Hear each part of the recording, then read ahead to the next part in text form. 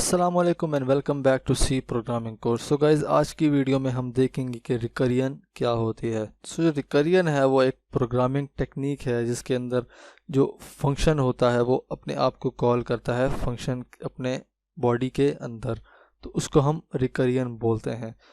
तो जो फंक्शन अपने आप को कॉल करता है उसको हम बोलते हैं रिकर्सिव फंक्शन। जो रिकरियन है ये बहुत ही पावरफुल टेक्निक है। जो सिंपल फंक्शन होता है जो अपने आपको अपने फंक्शन बॉडी के अंदर कॉल नहीं करता उसको हम सिंपल फंक्शन बोलते हैं। एंड देन जो फंक्शन के अंदर हम उसी फंक्शन को दोबारा कॉल करें तो उसको हम रिकर्सिव फंक्शन बोलते हैं। इसकी हम एक एग्जांपल से समझते हैं। फॉर एग्जांपल, इसके अंदर जो सबसे सिंपल एग्जांपल है रिकर्सिव टेक्निक की वो है किसी भी नंबर के फैक्टोरियल कैलकुलेट करने की। सपोज करते हैं कि हमने 5 जो है उसका फैक्टोरियल जो है वो कैलकुलेट करना है। सबसे पहले जो फैक्टोरियल होता है वो हम जो नंबर होता है उससे कम नंबर से मल्टीप्लाई करवा के 0 तक जाते हैं जब तक वो नंबर 0 तक नहीं चला जाता। फॉर एग्जांपल, हमने 5 का जो है वो फैक्टोरियल कैलकुलेट करना है तो सबसे पहले हम जो 5 नंबर हम समझे यूज़र से एंटर किया, उसने 5 एंटर किया, तो हम उसको हम मल्टीप्लाई करेंगे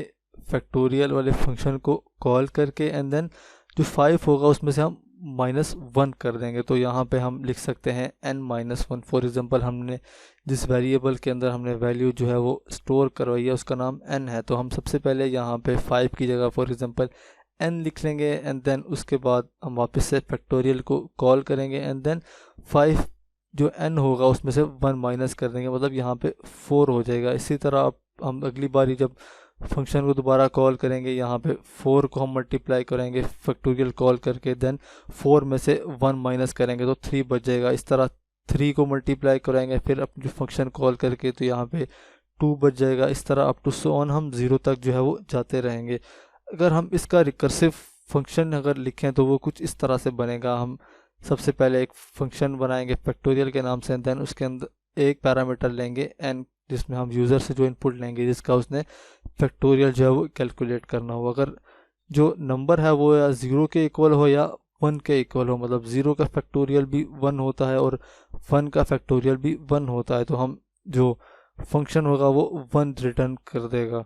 अगर जो नंबर है वो 0 या 1 से बड़ा है तो हम फिर जो फैक्टोरियल का रिकर्सिव जो फंक्शन होगा, मतलब हम फंक्शन को दोबारा कॉल करेंगे, नंबर के साथ मल्टीप्लाई करवाएंगे एंड देन दोबारा फंक्शन कॉल करके एंड देन अगली बारी जो उसकी वैल्यू होगी हम उसको -1 करते रहेंगे। अब हम विजुअल स्टूडियो कोड में चलते हैं और हम फैक्टोरियल का जो फंक्शन है उसको वहाँ पे कोड करके देखते हैं कि ये कैसे काम करता है। सो गाइस, तो सबसे पहले यहाँ पे मैं एक फंक्शन जो है वो बना लूँगा और जिसकी मैं रिटर्न टाइप रखूँगा इंटीजर, क्योंकि हमने फंक्शन से इंटीजर वैल्यू जो है वो रिटर्न करवानी है। देन मैं फंक्शन का नाम रख लेता हूँ फैक्ट, एंड देन मैं यहाँ पे एक आर्ग्यूमेंट ले लेता हूँ जो हम यूज़र से नंबर जो है वो इंटर करवाएंगे, जिसको मैं नाम रख लेता हूँ n। एंड देन यहाँ फंक्शन के अंदर हम सबसे पहले कंडीशन लगाते हैं कि अगर जो नंबर है वो 0 के इक्वल है या 1 के इक्वल है तो हम जो है वो 1 रिटर्न करवा देंगे, क्योंकि 0 या 1 का जो फैक्टोरियल होता है वो 1 ही होता है, तो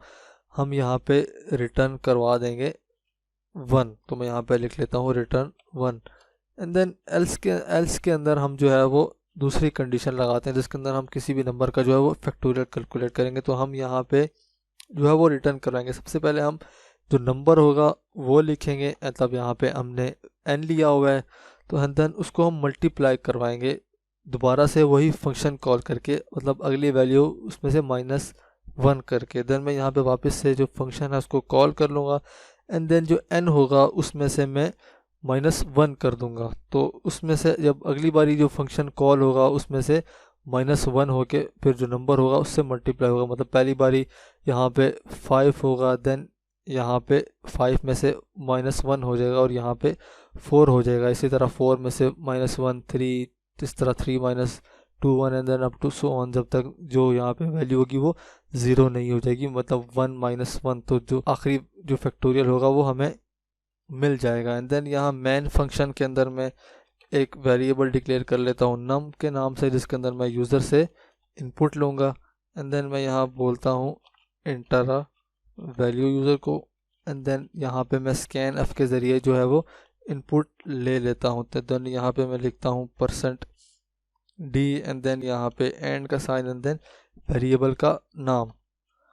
एंड देन उसके बाद मैं यहाँ पे एक स्टेटमेंट लिखता हूँ फैक्टोरियल, मैं यहाँ पे लिखता हूँ factorial of and then user number enter करेगा, मैं सबसे पहले वो यहाँ पे लिखूँगा। इसको मैं यहाँ पे %d लिख लेता हूँ फॉर्मेट स्पेसिफायर एंड देन यहाँ पे इज़ एंड देन उसके बाद मैं यहाँ पे कॉलन लगा लेता हूँ एंड देन यहाँ पे सबसे पहले जो यूज़र नंबर इंटर करेगा मैं वो उसको प्रिंट करवाऊँगा एंड देन उसके बाद मैं यहाँ पे इसके लिए कोड फॉर्मेट स्पेसिफायर लगा लेते हैं यहाँ पे एंड देन उसके बाद यहाँ पे जो फंक्शन है हम उसको कॉल करेंगे एंड देन उसके अंदर जो पैरामीटर होगा वो हम नंबर जो है वो पास करवाएंगे। यहाँ पे मैं नंबर लिखना था, मैंने एन लिख दिया एंड देन यहाँ पे जो यूज़र नंबर इंटर करेगा वो यहाँ पे मैं पास करवा दूंगा। तो जो नंबर इंटर करेगा वो हमने नम के अंदर सेव करा दो, यहाँ पे हम नम जो है वो पास करवा देंगे। सो अब इस कोड को मैं सेव करके यहाँ से रन करता हूँ एंड देन यहाँ पे मैं कोई वैल्यू इंटर करता हूँ, फॉर एग्जांपल 5 इंटर करता हूँ तो हमें जो उसका फैक्टोरियल होगा वो यहाँ पे मिल जाएगा 120 यूजिंग रिकर्सिव फंक्शन। अगर हम रिकर्सिव फंक्शन के बगैर ये वाला काम करें तो इसके लिए हमें थोड़ा लंबा कोड लिखना पड़ेगा। मैं इसको वापस से रन करके यहाँ पे इंटर करता हूँ 0 तो हमें जो उसका फैक्टोरियल होगा वो 1 मिलेगा। तो इस तरह से हम जो रिकरियन है उसको हम यूज़ करके अपने जो प्रोग्रामिंग है उसको आसान बना सकते हैं। हम फिर से देख लेते हैं कि जो रिकर्सिव फंक्शन होता है वो हम फंक्शन के अंदर उसी फंक्शन को दोबारा कॉल करते हैं। जैसे हमने यहाँ पे फंक्शन बनाया था फैक्ट एंड देन उसी फैक्टोरियल फंक्शन के अंदर हमने वापस उसी फैक्ट फंक्शन को जो है वो कॉल किया और हर बारी हमने उसमें से जो नंबर की वैल्यू थी उसको हमने -1 कर दिया है। आज की वीडियो के लिए इतना ही, मिलते हैं नेक्स्ट वीडियो में, तब तक के लिए अपना ख्याल रखिए। अल्लाह हाफिज़।